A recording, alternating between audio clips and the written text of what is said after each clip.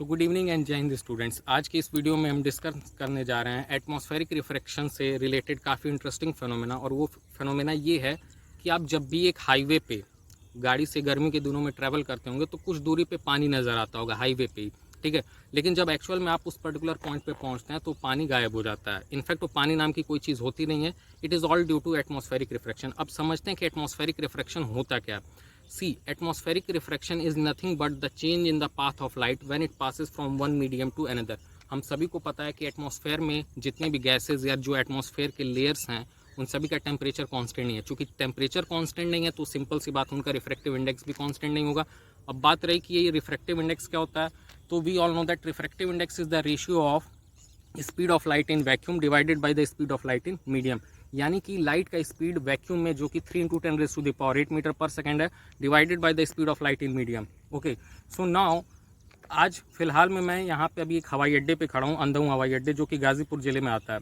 तो अब यहाँ पे आप देख सकते हो कि अगर मैं दूरी पे आपको दिखाऊंगा, वहाँ पे पानी, अगर मैं जूम करके अपना कैमरा आपको दिखाता हूँ तो हो सकता है थोड़ा ब्लर इमेज होगा, लेकिन आप ध्यान से देखोगे तो दूरी पे पानी हल्का हल्का नज़र आएगा, ठीक है।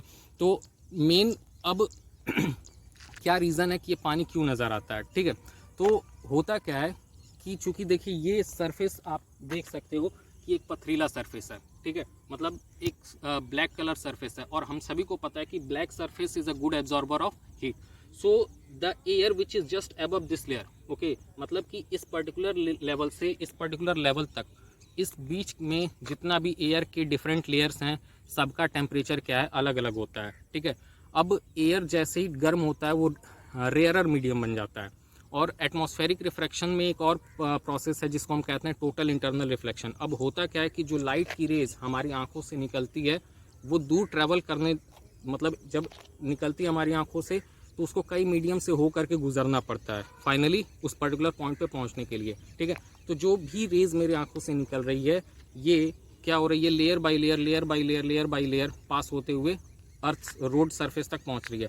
और चूंकि जैसे जैसे हम नीचे जा रहे हैं, जैसे जैसे हम हवा का लेयर नीचे नीचे जा रहे हैं, जैसे जैसे सरफेस के क्लोज होते जा रहे हैं, टेम्परेचर क्या है, बढ़ते जा रहा है। टेम्परेचर बढ़ रहा है इसलिए रिफ्रैक्टिव इंडेक्स घट रहा है। रिफ्रैक्टिव इंडेक्स घट रहा है, इसका मतलब क्या हो जा रहा है कि जो नीचे की हवा है, जो कि सरफेस अर्थ रोड सरफेस के जस्ट अबव की एयर है, वो रेयरर मीडियम है। और जो उससे ऊपर की हवा है वो डेंसर मीडियम है।